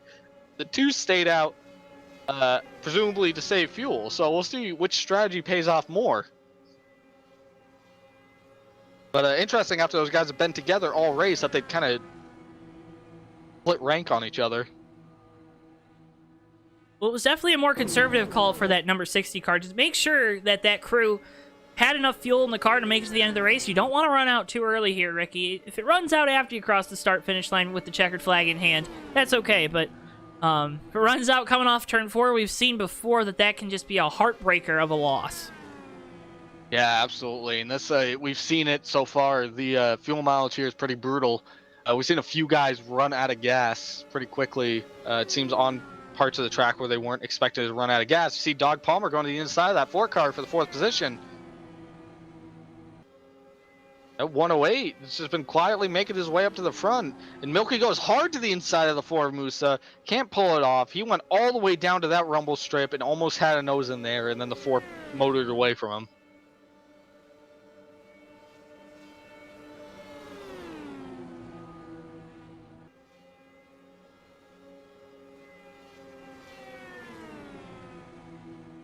Again, hard racing. You gotta start sticking your nose in there, though, Ricky, if you gotta run, because we're coming close to 10 laps to go here.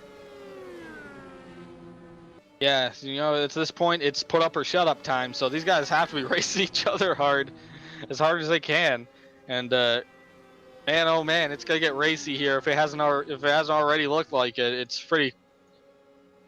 just gonna get more intense from here, Joe. As they're snaking their way down the backstretch. We got 5, 6 cars here right now, all in contention to win this. 7 cars, 1, 2, 3, 4, 5, 6. Hartman's on the lead lap, right? Is Hartman on the lead lap? Oh yeah, you know what? Hartman is on the lead lap. My apologies. Ricky. Yeah, so Mike Hartman, the 7, really paid out from this. 7 cars all on the lead lap here. You see Tom Musa going back to the inside of Doug Palmer for that position, try to take that 4th back. He's going to have the inside spot here. Can he make the pass? Or he's going to get down against that rumble strip. Oof. Press the issue, man. You gotta go. You gotta go. He's really got to press that issue, and Milky's going to come in behind him. Milky's going to give him a big push. Like it's not over yet. Palmer's making a charge on the outside again. He's just getting the draft from the leaders as they go up high going down the straightaways. And ooh, they're getting close. Wheel-to-wheel action here at Indy. You love to see it. Doug Palmer got so close there going into 3. I'm surprised they didn't spin.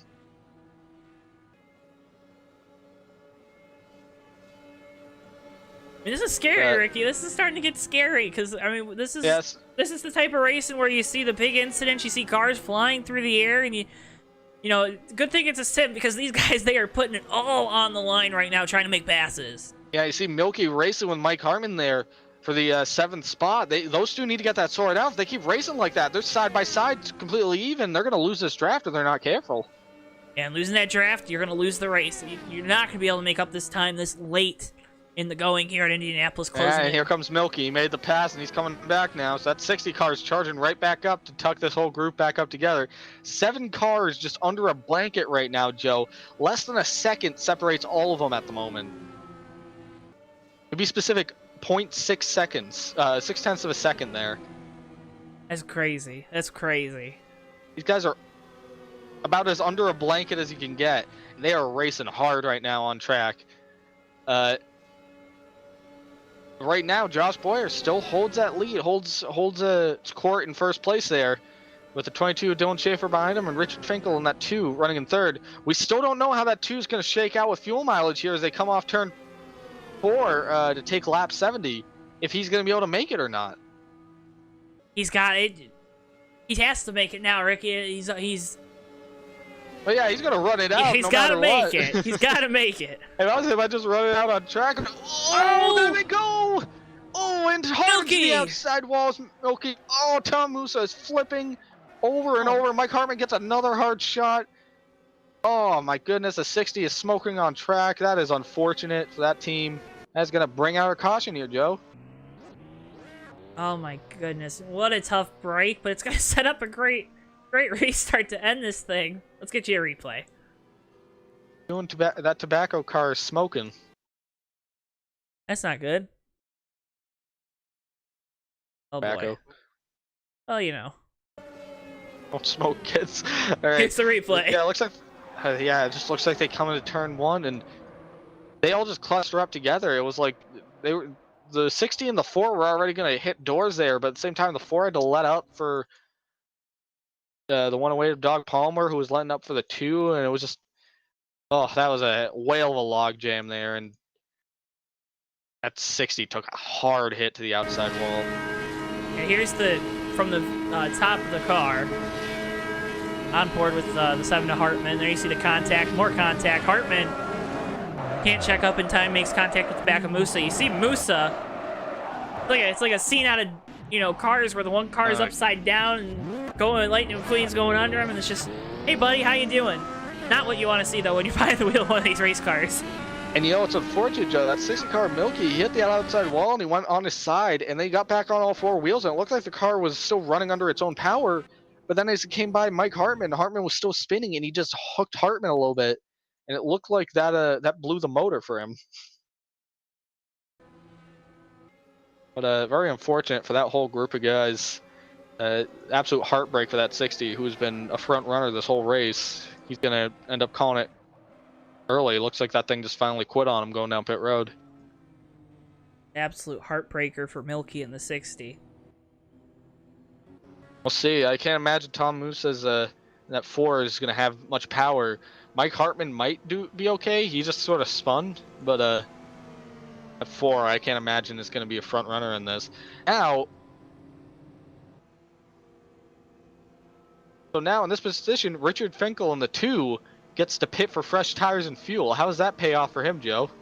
I don't know, but one thing I do know, we missed it by a lap. It's our TWB 10 to go. For years, TWB has been providing consumers and businesses alike with products and services that get stuff done. I mean, this fall, Ricky, this fall. It's not fall, it's this fall. This fall, Ricky, this fall. A company that helps businesses. It's TWB. Visit TommyBordeaux.com for more information about TWB's founder, Tommy Bordeaux, and visit GardenLightsDirect.com to also get some sweet garden lights. This was our TWB 10 to go. Ricky, how this shakes out for Richard Finkel like this. He's got enough gas to get to the end. He's going to push the issue. He doesn't have to sit there, save. He's lost the track position, though, and that can be the ultimate detriment as we're going to be coming back to green flag racing here. Yeah, but the only thing is, these guys all have a heat cycle on their tires now. Richard Finkel's got absolutely fresh rubber, pristine rubber. How does that help him?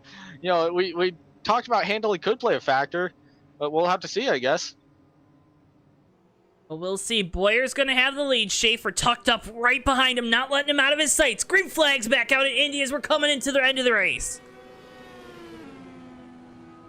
No single file here, but Richard Finkel just leapfrogged a bunch of people, and now he's back in line right behind Roger Nebelsack, who's a lap down, mind you. So that 51, and Nebelsack will probably let these guys on by. And there he goes. The 2 of Richard Finkel's back in this. So look, the 4 of Tom Musa is still rolling here. Schaefer, though, looking to the inside of Boyer, coming down into turn number 3. Ducks back in line, knows he's not going to have the preferred line, doesn't have enough momentum going through turn 3. And someone said it, Steve Rubino in chat just said it, Boyer might be a sitting duck here. That might be the case. The 22 of Dylan Schaefer has been following him this whole race, just picking up all of his mannerisms, all of his moves, trying to figure out what he can do.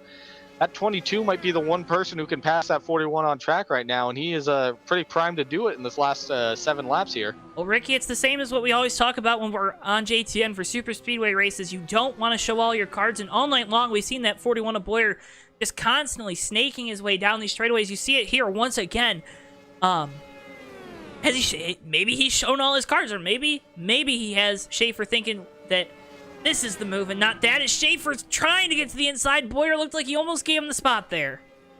Yeah, look at Richard Finkel just going to the outside like it's nobody business. Like, he's just trying everything right now just to see if it'll work. He held his ground pretty well there on the outside line on Doug Palmer trying to make that pass, and it looks like he's going to try going to the outside again to see if that will work. Well, Finkel's got the freshest tires in the field too, Ricky, so that's another thing to look at. Indianapolis, it grates these tires like cheese on a cheese grater. So Finkel might be in a really good spot, especially if the 22 and 41 get side by side. And don't look now, Doug Palmer there sitting in third. He's got a great shot at this too. That problem is this 2's going to the outside to make that pass, and that's all well and good, but the problem is because the leaders keep snaking down to that inside, it's giving the one away to Doug Palmer there, that draft. And so he kind of gets that edge again on the straightaways that the two needs him to be side by side. They need to be together for him to be able to make that pass in the outside lane. Here he goes again. He's looking on the outside there. What he might have to do is set up this 108 and then just sort of try to dive him. The dog looks like he's catching these guys right now, so he might even have to check up for these leaders as they come back together. Yeah, 5 laps or 4.5 now laps to go as we're halfway down the back straightaway. Boyer continuing to snake his way around this track, trying to break the draft. Schaefer, though, backing off a little bit, backing up to the this third and fourth place car, trying to maybe get a little momentum going here, Ricky, to try to make a pass on Boyer down one of these straightaways. And here they come, snaking back down the straightaway. Finkel goes to the outside of Palmer again. It really doesn't look like he has the run, though. I see what he's doing. I get what he's trying to do. I just think he needs to get a draft on Doug Palmer here and just make the pass on that inside. That's the only way he's going to be able to piss off is to get a great run off the turn, like he just did there. And he's looking to the inside. He is looking inside. He is looking outside. He's going to fall back in line, but that 2 car is getting antsy there. Getting crazy, Ricky. This is getting absolutely crazy right now. Schaefer he's trying everything, and if he doesn't have help from behind, I don't know if he's going to be able to get a move on Boyer. Finkel, in contact! Oh, they are flipping! Boyer comes across the line, Ricky. That might be it. Oh, we're still wrecking. Goodness, they all wrecking coming to the line. Well, this might be Boyer race. Make it to the line. He did. And Ricky, I think this is gonna be it. There's a big heat back here. This is gonna be it. Let's get you to look at that replay. Oh my goodness. There's a few things to unpack here. Wow. Just a few. It looks like Doug Palmer is starting to kind of move down, and Joe, it looks like bumper crab. Looks like the 2 Richard Finkel comes up quickly on the 105 here, or the 108. My apologies. Goes to the inside. And then as he sees that it's not going anywhere, he knows that he's not going to have that line going into the turn. So he goes and takes a very hard right to cut through last minute. And it looks like, okay, we're going to have to break immersion here for a second, which is out of the blue, but the hitbox of the 2 car registered it as him hitting the 108 despite the fact he didn't actually touch him. So he hit the 108 and hooked him hard left, and they both just went into the wall full speed. Not what you like to see. Not what you like to see. Close out this race, but and there's a second incident we gotta look at here. These guys, this second pack here is 1, 2, 3, 4, 5, 6 cars strong. They are all clustered together, 2 and 3 wide, and they all have to slam on the brakes because these guys are wrecking. And it just looks like they wreck all at once. The 33 of Terry Fastcow slows down big time. Dan Rubino still doing 215 is on the outside of everyone, and he hooks the 33, and they both send it into the wall. And then, looks like Moho and the 21 slowing down. He gets collected by the 7 of Hartman, who's still at full speed, and then they just all cluster together, and then it's just a life from there. An actual pileup, Joe. That was a wreck. That was a wreck. It was just, I think what happened was that second pack. It was just like when the 105 and the 2 wreck there. When the 105 and the 2 wreck there, it was like that second pack came off the turn and half the group slammed on the brakes to slow down for that, and then the other half just stayed wide open to try to make their way through it. That was very bizarre. Here's that second incident again. Yeah, I think Fast Cow, he just slows down for the wreck, and these other guys just don't slow down. It's hard to say who's, because the problem is they all gotta slow down, but at the same time it was like there was no one just slowing down. I mean, I think the 21 was kind of slowing down to a normal degree, but it was like the 33 just slammed on his brakes, and then everyone around him just kept going full speed, and then they all merged together and flipped into the cars that had already flipped, and then that created more flipping. Well, Josh Boyer has been shown the white flag here, and he's going to make one more lap around this famed 2.5 mile speedway. The yard of bricks, he just crossed it. He's going through turn 2 right now behind our Chevy Camaro pace car. And oh boy, he's going to win the Indy 200 here after that. Joe, the 2 car is going to finish 3rd in this, so we have to talk to him after the race too. I mean, can you imagine how scary that is to be on your roof coming across the line here at Indy? Like, oh, absolutely. oh boy. Bristol behind me right now is he's in shock. Oh man. Your dog is speechless. Yes. Get it? Because he doesn't speak. That's not very nice. He speaks very good. He's a good boy. He's a great producer here at JTN. A good producer. He just barks. Woof, Doesn't know woof. English. Coming off turn 4. They're going to get a good photo finish here. 3 wide, coming to the line, under yellow. Josh Boyer, Dylan Schaefer, Richard Finkley, your top 3. Tom Musa there in 4th. To the line, Josh Boyer, you're an Indy 200 winner. Congratulations to the 41 Top Golf team.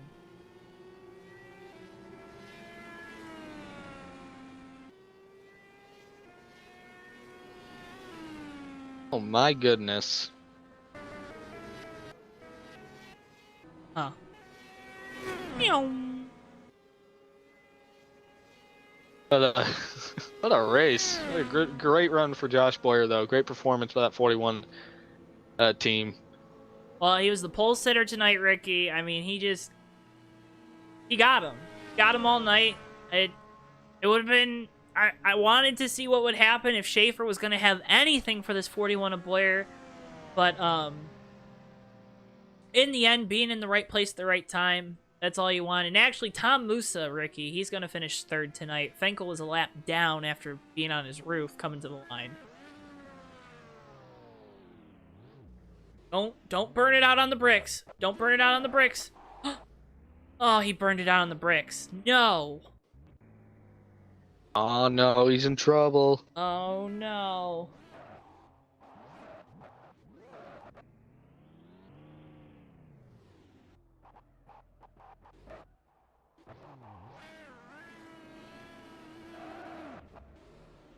He's trying to get it. He's trying.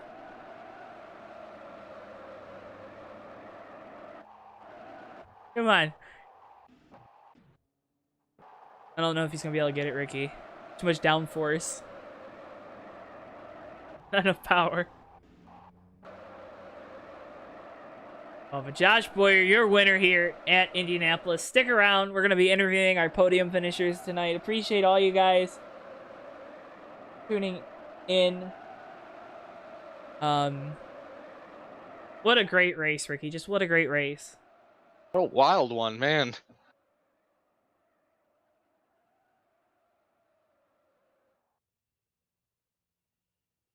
That was a crazy old time, Joe. Yes.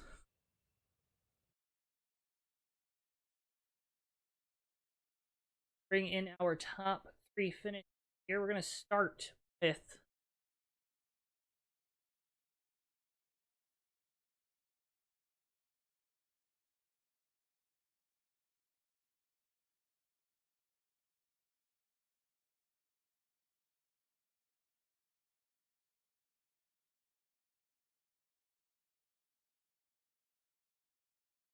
Second, we're gonna get all this stuff sorted out.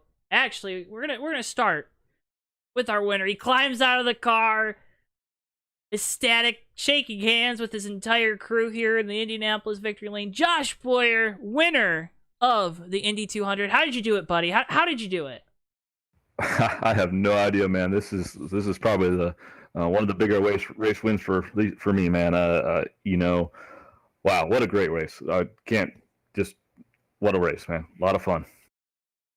Well, and all throughout the night, we saw what I think we all thought we were going to see, the snake at Indianapolis.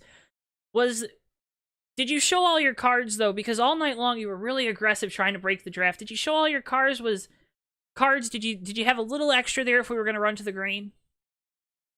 No, really the whole race long, I was just protecting that inside line. I knew you couldn't pass high, and so really you had to get a great run and get a nose under there right off of the corner. Otherwise, you weren't going to make the pass. So doing that snake the whole time just made sure that the 22 couldn't get a run on me and couldn't get down into my inside off the corner, and that's just protecting the whole race, because once you got one guy by you, you almost saw two or three guys get by you. So that was just a strategy to keep them behind me the whole time, and it worked out for us in the end. Well, and I mean, from the start of the race, you qualified on pole. You didn't really have to worry about being towards the back of the pack. But we saw after that second incident that took out a lot of really strong competitors here tonight, you did get stuck back in traffic. What was there a sense of urgency to try to get back to the lead where you knew that 41 car was the best out here on track tonight? No, not really. I knew that the guys out front, those two or three guys in front of us, had to pit for fuel. I knew they were on a different fuel strategy than us, and I knew that all the guys around me, we were on a one more stop strategy. We could make it on one stop, so wasn't really worried about those leaders because I knew they needed to, and so it was really just about protecting my line and protecting keeping the guys from behind me from getting a run, and really, I really didn't think too much about anything until about 20 to go, and then Dylan, he had a few runs on me. I could feel the pressure, and I knew he was right there. All it would have taken was just a small slip up, and he would have got a nose under there and stuck by us. Well, and Josh, we talked about it throughout the night that this is the one race, if you're going to win one all season, this is the one you want to win. What does it mean to win the Indy 200 tonight? Oh man, like I said, this is probably one of the bigger wins for me in my sim racing career, and a track that I've never had a whole lot of success with. Tonight I spent some time really practicing getting on pit road because that's where I have had issues here. Last race here last year, I had a problem getting on pit road, and so keeping that clean was huge tonight. But winning in Indy, it's where everybody wants to win, man. Right between here and Daytona, where else could you possibly want to win a race? So grateful that we pulled it out tonight. Before we let you go, anyone you want to shout out, thank after tonight's victory? Roger and the guys that put this series on. It's a fun group. It's a unique series that we run here with running a cup and late models and these Indy cars on a weekly basis, and it's a lot of fun because I like mixing it up with these guys. A lot of great fast drivers. I've got the late model win. I've got an Indy car win. I don't know if I'll ever get a cup win, but I tell you what I want to do is get a win on these road courses sometime. But these guys are all a bunch of good group guys to race with. So thanks to everybody. Thanks to Roger. He painted me this car that we're running here. You may recognize it's a tribute and throwback to the late John Andretti. Roger asked me what kind of car I wanted for the series, and I said I'd like a car with one of John's paint schemes. He was a heck of a race car driver and a guy that I had the fortune to meet a couple times, and so this one's for him, and it's awesome to take a car for John and for the Andretti name to victory lane. And again, congratulations, Josh. Good on you for winning tonight, and keep the momentum going next week and throughout the rest of the season. It's a busy schedule over here. Thanks, man. Appreciate it. It was Josh Boyer driving the number 41 Top Golf car. Ricky, just a great night for the whole 41 team. Oh yeah, definitely. Just up front the entire night. You had a great showing tonight in the yeah, just a really great showing tonight. That's all you can really say. Now we'll bring on. We go from the emotion, the victory, the celebration, the just of winning this race. We're gonna go to the opposite of that. I think Dylan Schaefer, driver the number 22, joining us up here in the booth. Dylan, I know you really wanted to see that go green to the end. What was the play gonna be to try to win tonight? I was trying to get a run off of him on the bottom, but he just kept on blocking the bottom and just couldn't get the draft from behind either. What we saw throughout the night, that was the real struggle, right? Guys just doing a really good job of protecting the bottom. We also saw, though, guys were able to kind of really send it down into the corners. Boyer was one of the guys that was getting really close to that grass. When you saw him do that a couple times, did you think maybe you could close up on him and then try to use that little bit of wiggle he'd get off the corner to try to get under him going into that second corner, going into 4 or going into 2? Yeah, definitely. I thought he was going to make a mistake, but he didn't really. I just tried to get a run on the bottom. I got down there too. Just stay in the draft. That's all I could do. You started towards the front. You started out front on the front row as well as Boyer, but we saw you also get towards the back of the pack. Again, same question to you as we gave to him. Was there a sense of urgency when you were towards the back to try to get out of the mess, get back to the front? Yeah, I know that the guys in front of me also had that few. They had a pit still, and we were all still tight together. So. Dylan, before we let you go, congratulations on the second place finish. Anyone you want to shout out, thank before we let you go? Shout out to all the guys that. Well, this is my first year doing this, and this is pretty fun. Thank you for letting me join. And thanks for coming up here, taking some time to talk with us, Dylan. Congratulations on the second place finish. Good luck and keep the momentum going, bud. Thank you. That's Dylan Schaefer, driver of the number 22 Menards car. Ricky, we're gonna. Good night for that 22 crew as a whole. Oh yeah, definitely. So we're, we saw that ending one. It was just like they were in that catbird seat pretty much all night, just rolling around that second place position. Really paid off for them. But if only we were able to see the finish of that, it might turned out a little different. Than we might have had a different winner here tonight with that 22. Yeah, it was just a crazy finish, and a guy that had a front row seat to that crazy finish now joining us, Tom Moose, the driver of the number 4. Tom, was there first? Completely forget the race. Forget the rest of the race. That last green flag lap coming to the caution. Have you seen anything ever like that? That was nuts. That was almost as good as the first big flip on lap 5 when the guy was 40 feet in the air. I saw the smoke and I backed down and I made it through. And then I thought it was in 4th, and then somehow Rich got black flag, so I'll take a 3rd. Hey, I always like to get you up on the podium up here with us at JTN. We saw throughout the night you and the 4 team, you were kind of mid-pack, right? You guys, was it just, again, I'm going to pose the same question to you. I think I've heard this already. I guess you're just going to confirm it for me. There really wasn't an urgency to try to get to the front, was there? No, after those guys pitted first and we were like 4 laps behind them, we knew talking to each other, we could just hang out there. And I didn't think we'd have that much of a lead, but it worked out that we came out, stayed out in front of them. And then at the end, it would have worked out great, except for the yellow in the pits there. And then the big wreck at the end. So it worked out good. It did work out good. Finishing 3rd here. We also saw you and your teammate, you and Rich, working really well together. Talk to the viewers at home. A lot of times we have super speedway stock car racing here on JTN, and tonight it was a little different with IndyCar and Indianapolis. It's the same thing, but it's a little different. Does that team dynamic, does it play as big of a role here with IndyCars at Indianapolis as it does at a super speedway with a stock car? It does. I mean, you could get the run on the outside, even if there was someone behind you, but once you got to the straightaway, it just would die away, and the inside was the best place to be. You saw we could get the run on the outside and through the short chute, but once you got to the main straightaway, it just died out. Yeah, and Tom, again, congratulations on the 3rd place finish, podium here at Indianapolis. It's nothing to, it's a great finish. You said it too. It's a great finish. Anyone you want to shout out, thank before we let you go? Yeah, Rich for painting the car, right? Engineering, TM Productions for another sponsor on the car, and of course the wife for letting us do this.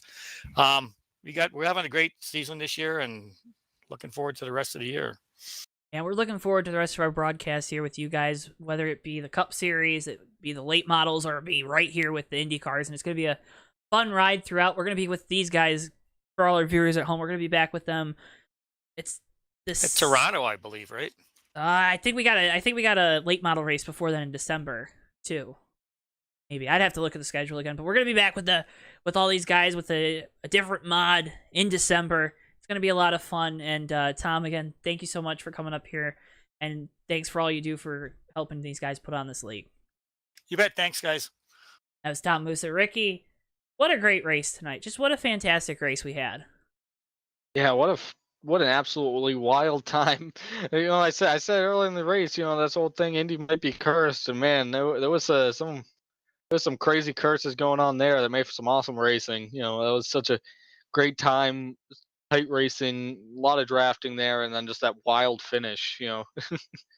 Hey, what more could you ask for a race right here on JTN? And wild, I think, just sums up this race so much, Ricky. And thank you again for being up in the booth with me tonight. Really appreciate you and all you do for us here at JTN. Yeah, no problem. It's great to be here with to do this broadcast with you. It's always a lot of fun. And I'm going to echo that. And thank you, everyone, for tuning in tonight. Thanks for sticking around through the interviews. Thanks for sticking with us as we were dealing with some technical difficulties at the start of this program with rain and whatnot. Rain in the area, it sucks. We saw it all summer with racing, and you can't race ovals in the rain. It's too dangerous. So remember, tomorrow night we'll be back at you at 8:50 p.m. for the Hobo Racing Cup Series Championship race from Phoenix. That is going to be a fantastic one. You will not want to miss it. If you can't make it tomorrow night, again, always watch the replays right here on JTN in their full format, and it's a great way to kind of keep up with us here at JTN and see what's going on, see the improvements that we've made all throughout this year, and we keep building, guys, and we appreciate all your support, the likes, the subscribes. It means so much to us here. If you can't make it tomorrow night, no problem. We'll have Wednesday night. We'll have the Fake Racers podcast with myself and Davey Hazard. If you can't make it for that, or you can't watch that video, no problem. Either that one will go live really late Wednesday night, but race after that, USORL Red Bull Cup Series this upcoming Saturday, 10:40 p.m. Eastern Time at Mansfield. That will be a fantastic one at the Little Ohio Short Track. For all of us here at JTN, for Ricky Collette, for Bristol, the dog, our producer, I've been Joe Townetwork. Thank you so much for tuning in. Make sure you spread peace, love, and happiness to all those that cross your path, and we will see you guys next time. Have a wonderful evening.